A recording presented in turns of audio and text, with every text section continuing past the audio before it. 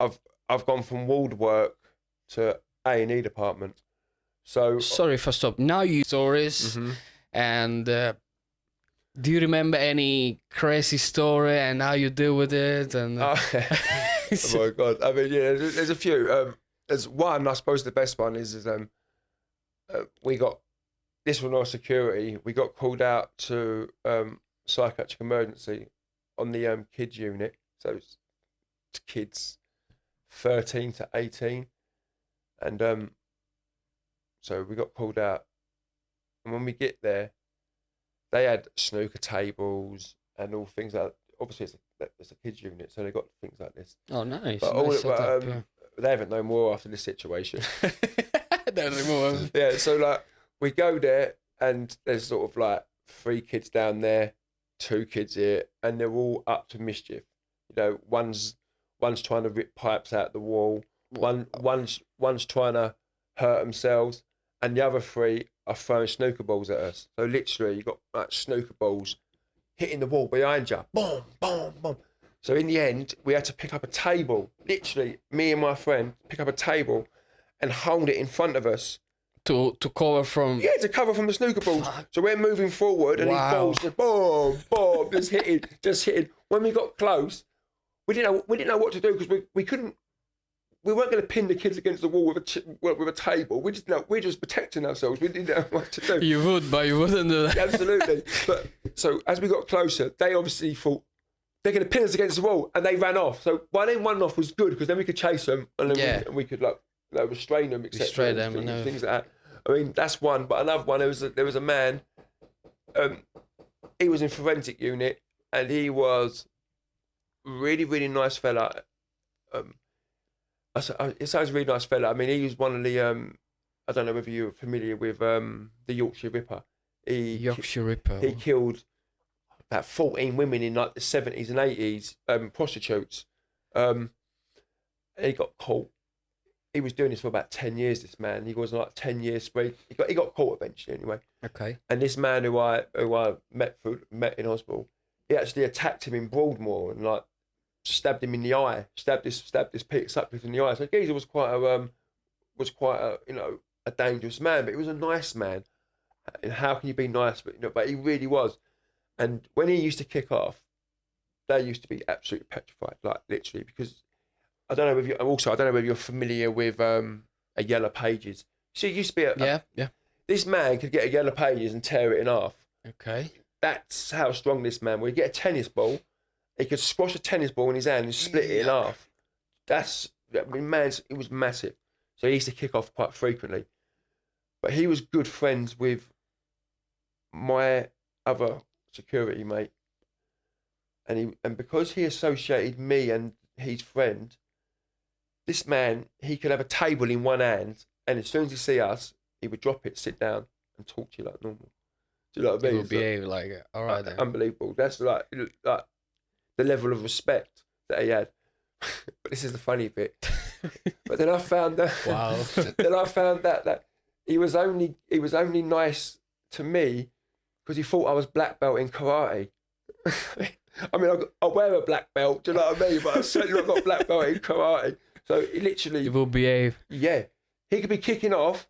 When he seen me, he stopped. And the only reason he stopped is because he thought I was black belt in karate. I don't know who told him this, or no one probably told him. He's probably in his head unwell. But I was quite relieved because I knew that he weren't going to beat me up. Wow, it's crazy stories, man. Yeah, but yeah, do you know. And you remember that story you told me about? It was a judge, if I'm not mistaken. So again, sorry? It was a judge who had some mental health issues, and just tell a little about that story, please. We got called out. Once again, got called out to psychiatric emergency. Were you a security guard that time? Was I security guard? No, I was working on the wards. Oh, ACA, okay. Yeah, I was working on the wards, and we got called out to a psychiatric emergency. Didn't obviously we don't know who it is until we go there. Okay. So when we go there, big man, big, strong. He got brought in by the police. A judge brought in by the police. Yeah, judge. Yeah, got brought in by the police. That's crazy. And he was unwell. Do you know what I mean? He was like, you know, Yeah. you would, how he was acting, you would not expect a judge. You would expect how he was acting. He was one of the people that he was sending to prison. Do you know what I mean? He was really unwell, trying to fight us, trying to bite us, everything. Do you know? So obviously we had to deal with him, restrain him, give him some medication, sort the situation out. Then it's afterwards that we find out, you know, that he was A judge. it was quite a high, like, you know, I think it was like a high court judge. But what happened was he didn't stay in, obviously, when the organisation found out, he got took out of hospital and got put into, like, I suppose, like a priory or something like that. He was just brought there because they didn't have nowhere to go. And then obviously when they found out who he was, people in higher places, I suppose, moved him on to another place. I mean, I've met actors, pop stars. Yeah. Yeah, pop star. Yeah. Actors that just come in on a 136. They've been released pretty soon, but they've just been found, like, out of it, and they're acting all bizarre. Do you know? Yeah. Wow. Yeah. Crazy stories, man. Crazy, you know. Honestly, yeah. So You remember that time when me and you, we had a shift together in emergency department, and we were having a break just outside A&E. And you remember we saw that patient, that young fella, try to escape. yeah. Can you just Well, tell us a story? You tell us. Well, like, as I said, like, we was having a break, and obviously he's running through the departments, and he's kicked open the I found this out The emergency later. doors. He's kicked open the emergency doors, but obviously not knowing. Obviously, he didn't know that we were right behind it, so obviously we could deal with the situation quickly. Do you know what I mean? Obviously, you had to restrain him, take him back in. He's just a young boy, drug-induced psychosis, very, very strong. You know, a very strong boy, and he was very unwell. So, and he was on maybe for about 3 or 4 days. In A&E. Yeah. Kicking off, intimidating everyone. You know, very, very unwell. He got, as I said, he got moved to a ward, but it was quite challenging situations, you know. You know, like when I was literally, you went to, you know, help the patient out, take him in. But I was there literally watching all of this happen. I felt like to be on a action movie for a second, man. I was like, shocking to see that, because I'm not based permanently in A&E. So, and what attracted me is the way you approach the patient. Like, obviously, if you remember, he was kind of very paranoid. He was saying like, "Oh, you want to kill me, man? Don't kill me. You want to kill me." He just was saying something like this. And then you on a very friendly, calmly manner, you approached him saying, "Oh, man, I'm your friend. I'm here to help you." But soon you put the guard down. What I like is the way you approach him from the back and you push him into the hospital. This is the thing. I mean, the thing with mental health patients is that you've got to be calm in the situation. Inside, I'm shitting myself some of the times. Do you know what I mean? But you can't show that. Do you know what I mean? Yeah. Because a lot of times, I suppose it's like a dog. If they smell fear, they're gonna be all over you. Do you know what I mean? And this is what happens with mental health patients. You know, in their unwell state, if they think they can take a liberty, or they 100% they will. Do you know what I mean? 100% every time. They think they can escape, or they think, oh, they're not looking after me so well. I'll be able to run away from this person. It's difficult. It's difficult. But you know, like what made me think about was because obviously you hand over your colleagues, saying, "Look, I'm going for a break, and that's the patient look after." But then we're having a break outside, and then you saw this patient escape.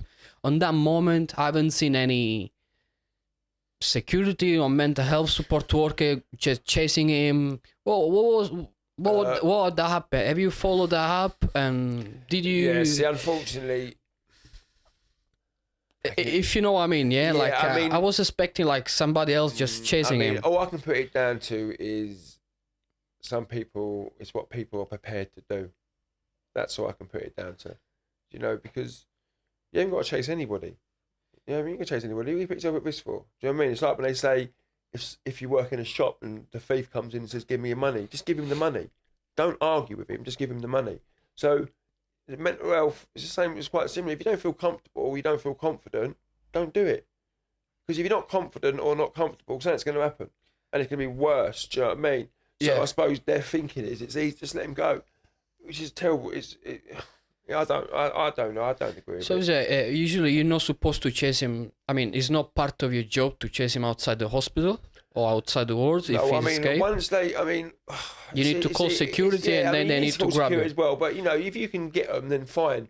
But once they leave the hospital, then you shouldn't really chase them because it's dangerous more than it's anything. Off your hands. Yeah, it's off your hands. It's dangerous more than anything. Because I thought if he was able to escape that guy, you could end up dead on that day. This is the problem. You literally saving his life in a way. Yeah, maybe, or save someone else's life. Do you know what I mean? Yeah. So, you just gotta do what you gotta do. Wow. Did you follow up with your colleagues and ask him why you just? No, I mean the problem is just alright, whatever. See, you know how it works and. Yeah, I mean, unfortunately, it goes down to the nursing crisis. People there's not enough nurses, and they rely heavily on agency staff. And so, you've got agency staff who come to work. If they don't like the place, or they're going to be there for a shift, what sort of effort are they going to put in? They're going to put no effort in. If you work there constantly, that's your place of work, so you take pride in your place of work. But if you work there every now and again, you don't care. You're just there for a shift. Do you know what I mean? So it's very difficult if you're working with people regularly, then you can build up a team relationship. You can all agree with absolutely. You all understand. You're all reading from the same sheet. But every shift, I've got to change the sheet because I've got new staff who don't know what they're doing or they've never worked here before or they don't feel comfortable. So it's very, very difficult. Do you know what I mean? Man, I want to hear some more stories. I know you got plenty of story, and I love your crazy story. Before we move forward, another crazy story. One more. Let me one more. Oh my goodness me! It's like when you think about it now, put me on the spot. It's like wow. Do you know? I mean, one story. It's quite dangerous. This is we used to have a fella, and he used to dress up. He's like army gear, so he was very unwell man. He was fixated with the army, literally fixated. He used to wear camouflage. Was he an army guy? This one? I don't think so. I just think he just growing up. He would have been too unwell to join the army. Do you know what I mean? Mentally, so he just obviously fascinated with the army. Okay. So he used to wear camouflage equipment all the time. So you used to see him walking around the hospital in camouflage equipment. But one time he went out and bought an air rifle, just an air rifle. And he's camouflage gear, and he's walking around the hospital with an air rifle, right? Someone's obviously rung the police, right? And then, but the police haven't just turned up. You got So this guy was simply walking around the hospital as a patient, yeah, or patient. Okay, he was a patient. He's been given day release. Okay. So he's walking. So he can go into town. Yeah, he's got day release. Do you know what I mean? He's not stopping him from going into town, but he's obviously purchased an air rifle. Do you know what I mean? I don't know, to do target shooting or whatever. He didn't shoot nobody with it. He just obviously he's in his camouflage gear. He wants a gun. You know what I mean? Wow. But of course, when the police are called, obviously all they get reports is of man with a gun and all that. So you imagine the SO, the gun police have come down and all things like that. And he's lucky he never got shot. Do you know what I mean? He's lucky. The only reason he never got shot is because obviously people knew him and said, listen, it's an air gun and all things like that. So yeah, that was quite hairy.